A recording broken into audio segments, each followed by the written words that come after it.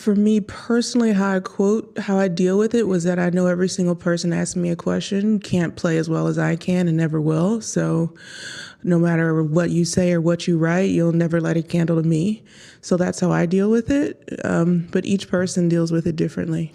I'm Jane Stevenson, and this is Extra Extra. That was Venus Williams coming to the defense of Naomi Osaka, who pulled out of the French Open this week after refusing to do press and being fined $15,000. She had won her first match, but she later explained she'd been suffering from depression since 2018.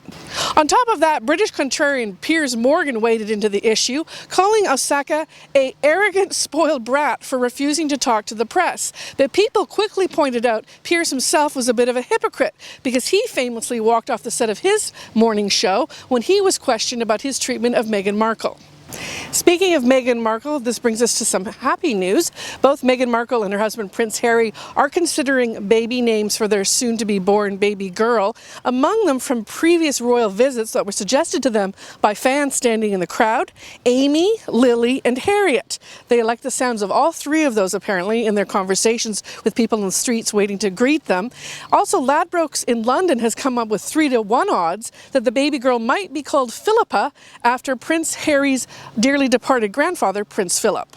Now for the strange story of the week. The Unbreakable Kimmy Schmidt star Ellie Kemper is coming under fire for participating in a beauty pageant back in 1999 when she was only 19 years old. Now apparently this pageant was put on by a group that has ties that are considered racist and that they exclude black people and Jewish people. The weird part of the story is that her participation in this pageant has been on her Wikipedia page forever and has been included in two local stories by the St. Louis Dispatch, who did profiles of her. Suddenly the story has been making headlines this week, and there's been no reaction from either Ellie's publicist or herself. Well, June is Pride Month, and what better way than to celebrate that with looking at the behavior of some Spanish teachers. They've basically formed a group in solidarity, and the male teachers are wearing skirts to school to support a young boy who wore a skirt to school and was told to go home, take it off, and seek therapy. The movement is gaining traction, and the teachers say that their wearing skirts is actually making a difference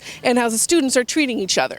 Finally, an extra challenge to you. Would you go swimming in this elevated glass pool that's been built between two apartment buildings in London? It's a pretty scary swim. Let us know what you think on Facebook and Twitter about this week's stories, and please subscribe to our YouTube channel.